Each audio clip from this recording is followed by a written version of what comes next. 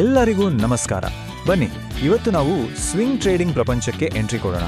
Full time job ಮಾಡ್ತಾ ಇಲ್ಲಾಂದ್ರೆ ದಿನಾಪೂರ್ತಿ screen ಮುಂದೆ ಕೂರೋಕೆ ಇಷ್ಟ ಇಲ್ಲದೆ ಇರೋರಿಗೆ ಇದು ಯಾಕೆ ಒಂದು ಸೂಪರ್ ಆಯ್ಕೆ ಆಗ್ಬೋದು ಅಂತ ನೋಡೋಣ. ಹಾಗಾದ್ರೆ ಶುರು ಮಾಡೋಣಲ್ವಾ? ದಿನ ಪೂರ್ತಿ ಕಂಪ್ಯೂಟರ್ ಸ್ಕ್ರೀನ್ಗೆ ಅಂಟುಕೊಳ್ಳದೆ ಸ್ಟಾಕ್ ಮಾರ್ಕೆಟ್ನಿಂದ ದುಡ್ಡು ಮಾಡೋಕೆ ಆಗುತ್ತಾ? ಈ ಪ್ರಶ್ನೆ ತುಂಬಾ ಜನರನ್ನ ಕಾಡುತ್ತೆ ಅಲ್ವಾ? ಯಾಕಂದ್ರೆ ಕೆಲ್ಸ, ಮನೆ, ಬೇರೆ ಜವಾಬ್ದಾರಿಗಳು ಇದೆಲ್ಲದರ ಮಧ್ಯ ಟ್ರೇಡಿಂಗ್ಗೆ ಟೈಮೆಲ್ಲೇ ಸಿಗುತ್ತೆ. ಆದ್ರೆ ಇದಕ್ಕೆ ಒಂದು ದಾರಿ ಇದೆ ಅಂದ್ರೆ? ಹೌದು, ಖಂಡಿತ ಸಾಧ್ಯ. ನಮ್ಮ 9 to 5 ಜಾಬ್ ಜೊತೆಗೆ ಟ್ರೇಡಿಂಗ್ ಮಾಡಬಹುದು.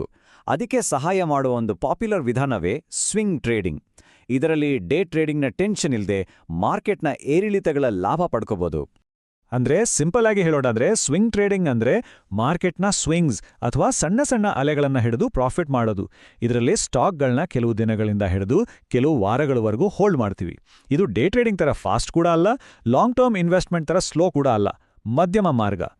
ಹಾಗಾದ್ರೆ ಈ ಸ್ವಿಂಗ್ ಟ್ರೇಡಿಂಗ್ ಯಾರಿಗೆ ಸರಿ ಹೊಂದುತ್ತೆ? ಮುಖ್ಯವಾಗಿ ತಮ್ಮ ಮೇನ್ ಕೆಲಸ ಬಿಡದೆ ಮಾರ್ಕೆಟ್ನಲ್ಲೂ ಆಕ್ಟಿವ್ ಆಗಿರಬೇಕು ಅನ್ನೋರ್ಗೆ ಇದು ಪರ್ಫೆಕ್ಟ್. ಇದರಲ್ಲಿರೋ ದೊಡ್ಡ ಪ್ಲಸ್ ಪಾಯಿಂಟ್ ಅಂದ್ರೆ ಕಡಿಮೆ ಟೆನ್ಷನ್ ಮತ್ತೆ ಸ್ಕ್ರೀನ್ ಮುಂದೆ ಅಷ್ಟೊಂದು ಟೈಮ್ ಕಳೆಯೋ ಅವಶ್ಯಕತೆ ಇಲ್ಲ. ಸರಿ, ಈಗ ಮಾರ್ಕೆಟ್ ಹೇಗೆ ಮೂವ್ ಆಗತ್ತೆ ಮತ್ತೆ ಸ್ವಿಂಗ್ ಟ್ರೇಡರ್ಗಳು ಈ ಏರಿಳಿತಗಳನ್ನ ಹೇಗೆ ತಮ್ಮ ಅನುಕೂಲಕ್ಕೆ ಬಳಸ್ಕೊಳ್ತಾರೆ ಅಂತ ನೋಡೋಣ. ಇದನ್ನ ಒಂದು ರೀತಿ ಸಮುದ್ರದ ಅಲೆಗಳ ಮೇಲೆ ಸರ್ಫಿಂಗ್ ಮಾಡೋ ಥರ ಅನ್ಕೋಬೋದು. ಗೊತ್ತಾ? ಯಾವ ಸ್ಟಾಕ್ ಕೂಡ ಒಂದೇ ನೇರಕ್ಕೆ ಮೇಲೆ ಹೋಗಲ್ಲ ಅಥವಾ ಕೆಳಗೆ ಬರಲ್ಲ. ಅದು ಅಲೆಗಳ ತರಾನೇ ಏರುತ್ತೆ ಇಳಿಯುತ್ತೆ. ಸ್ವಿಂಗ್ ಟ್ರೇಡಿಂಗ್ನ ಬೇಸಿಕ್ ಐಡಿಯಾನೇ ಈ ಅಲೆಗಳನ್ನ ಗುರ್ತಿಸೋದು. ಅಲೆ ಮೇಲೆ ಹೋಗ್ತಿರುವಾಗ ಕಡಿಮೆ ಬೆಲೆಗೆ ತಗೊಂಡು ಅದು ಕೆಳಗೆ ಬರೋಕೆ ಶುರು ಆಗೋ ಮುಂಚೆನೇ ಮಾರಾಟ ಮಾಡೋದು. ಇಲ್ಲಿ ಒಂದು ಮುಖ್ಯವಾದ ಪಾಯಿಂಟ್ ಏನಪ್ಪಾ ಅಂದ್ರೆ, ನಾವು ಪೂರ್ತಿ ಟ್ರೆಂಡ್ ಅನ್ನ ಹಿಡಿಯೋಕ್ ಹೋಗಲ್ಲ. ಬದಲಿಗೆ ಒಂದು ದೊಡ್ಡ ಮೂವ್ಮೆಂಟ್ ಇದ್ರೆ ಅದರಲ್ಲಿರೋ ಒಂದು ಸಣ್ಣ ಸ್ವಿಂಗ್ ಅನ್ನ ಕ್ಯಾಚ್ ಮಾಡಿ ಪ್ರಾಫಿಟ್ ಮಾಡೋದಷ್ಟೇ ನಮ್ಮ ಗೋಲ್. ಕರೆಕ್ಟ್ ಟೈಮ್ಗೆ ಎಂಟ್ರಿ, ಕರೆಕ್ಟ್ ಟೈಮ್ಗೆ ಎಕ್ಸಿಟ್, ಅದೇ ಇಲ್ಲಿರೋ ಅಸ್ಲಿ ಆಟ. ಸ್ವಿಂಗ್ ಟ್ರೇಡಿಂಗ್ ಮತ್ತೆ ಇಂಟ್ರಾಡೇ ಟ್ರೇಡಿಂಗ್ ನಡುವೆ ಇರೋ ಮೇನ್ ಡಿಫ್ರೆನ್ಸ್ ಏನೋ ಗೊತ್ತಾ? ಸ್ಟಾಕ್ಸ್ ಎಷ್ಟು ದಿನ ಹೋಲ್ಡ್ ಮಾಡ್ತೀವಿ, ಟೆನ್ಷನ್ ಲೆವೆಲ್ ಹೇಗಿರುತ್ತೆ, ಮತ್ತೆ ಸ್ಕ್ರೀನ್ ಮುಂದೆ ಎಷ್ಟು ಹೊತ್ತು ಕೂರ್ಬೇಕು ಅನ್ನೋದು. ಸ್ವಿಂಗ್ ಟ್ರೇಡಿಂಗ್ಗೆ ಸ್ವಲ್ಪ ಜಾಸ್ತಿ ತಾಳ್ಮೆ ಬೇಕು, ಆದರೆ ತಕ್ಷಣ ನಿರ್ಧಾರ ತಗೊಳ್ಳೋ ಅವಸರ ಇರಲ್ಲ.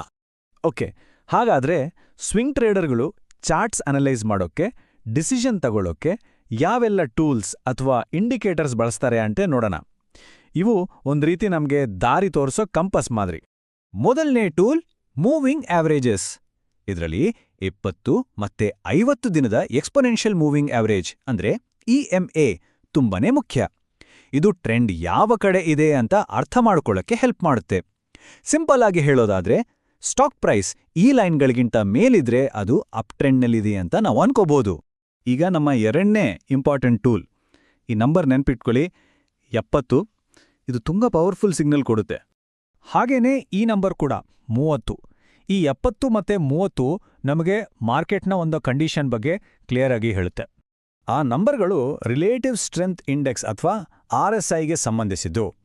RSI 70ಕ್ಕಿಂತ ಜಾಸ್ತಿ ಆದ್ರೆ ಸ್ಟಾಕ್ ಓವರ್ ಬಾಟ್ ಆಗಿದೆ, ಅಂದ್ರೆ ಜನ ಜಾಸ್ತಿ ಕೊಂಡ್ಕೊಂಡಿದ್ದಾರೆ, ಇನ್ನೂ ಬೆಲೆ ಕೆಳಗೆ ಬರೋ ಚಾನ್ಸ್ ಇದೆ ಅಂತ ಅರ್ಥ. ಅದೇ RSI 30ಕ್ಕಿಂತ ಕಡಿಮೆ ಇದ್ರೆ ಅದು ಓವರ್ ಸೋಲ್ಡ್, ಅಂದ್ರೆ ಜನ ಜಾಸ್ತಿ ಮಾರಾಟ ಮಾಡಿದ್ದಾರೆ, ಇನ್ನೂ ಬೆಲೆ ಮೇಲ್ ಹೋಗೋ ಸಾಧ್ಯತೆ ಇದೆ ಅಂತ. ಇನ್ನೊಂದು ಇಂಟ್ರೆಸ್ಟಿಂಗ್ ವಿಷಯ ಏನಂದ್ರೆ, ಒಂದು ಅಪ್ ಟ್ರೆಂಡ್ನಲ್ಲಿ ಪ್ರೈಸ್ ಸ್ವಲ್ಪ ಕೆಳಗೆ ಬಂದು RSI 40-50 ಲೆವೆಲ್ಗೆ ತಲುಪಿದಾಗ ಅದು ಸಾಮಾನ್ಯವಾಗಿ ಒಳ್ಳೆ ಬೈಯಿಂಗ್ ಆಪರ್ಚುನಿಟಿ ಆಗಿರುತ್ತೆ. ಸರಿ, ಟೂಲ್ಸ್ ಬಗ್ಗೆ ಗೊತ್ತಾಯಿತು. ಈಗ ಈ ಟೂಲ್ಸ್ಗಳನ್ನ ಬಳಸಿ ಒಂದು ಸಿಂಪಲ್ ಆದ್ರೂ ಎಫೆಕ್ಟಿವ್ ಆದ ಟ್ರೇಡಿಂಗ್ ಸ್ಟ್ರಾಟಜಿಯನ್ನ ಹೇಗೆ ಮಾಡೋದು ಅಂತ ನೋಡೋಣ. ಬನ್ನಿ, ನಮ್ಮ ಮೊದಲ ಸ್ಟ್ರಾಟಜಿಯನ್ನ ನೋಡೇ ಬಿಡೋಣ. ಈ 5 ಸ್ಟೆಪ್ಸ್ ಫಾಲೋ ಮಾಡಿದ್ರೆ ಒಂದು ಡಿಸಿಪ್ಲಿನ್ಡ್ ಟ್ರೇಡ್ ಮಾಡ್ಬೋದು.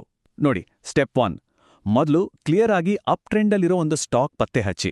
ಸ್ಟೆಪ್ 2, ಆಮೇಲೆ ಪ್ರೈಸ್ ಸ್ವಲ್ಪ ಕೆಳಗೆ ಬಂದು 20 EMA ಅಥವಾ ಒಂದು ಸಪೋರ್ಟ್ ಲೆವೆಲ್ಗೆ ತಲುಪೋವರೆಗೂ ಕಾಯಿರಿ.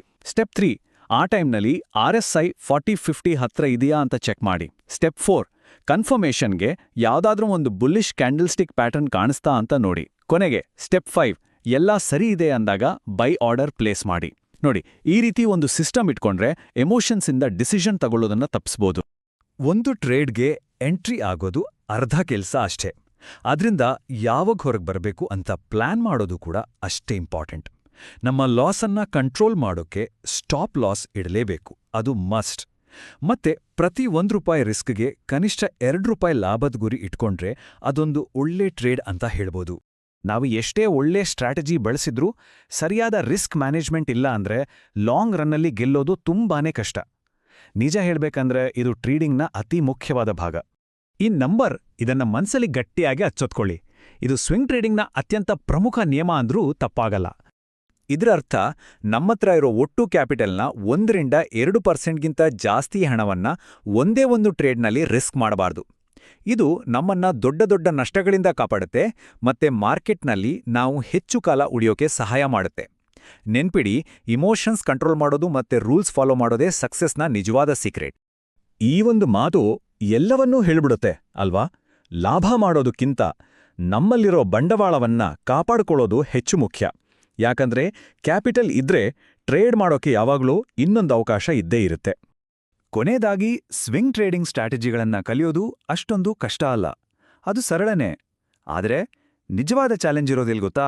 ಆ ಸ್ಟ್ರಾಟಜಿಗಳನ್ನ, ಆ ರಿಸ್ಕ್ ಮ್ಯಾನೇಜ್ಮೆಂಟ್ ರೂಲ್ಸ್ಗಳನ್ನ ಶಿಸ್ತಿನಿಂದ ಪಾಲಿಸೋದ್ರಲ್ಲಿ. ಯಾಕಂದ್ರೆ ಗೆಲುವು ಬರೀ ಜ್ಞಾನದಲ್ಲಿಲ್ಲ, ಅದನ್ನ ಸರಿಯಾಗಿ ಆಚರಣೆಗೆ ತರೋದ್ರಲ್ಲಿದೆ. ಈ ಬಗ್ಗೆ ಒಮ್ಮೆ ಯೋಚನೆ ನೋಡಿ. ಮುಂದಿನ ವಿಶ್ಲೇಷಣೆಯಲ್ಲಿ ಮತ್ತೆ ಭೇಟಿಯಾಗೋಣ.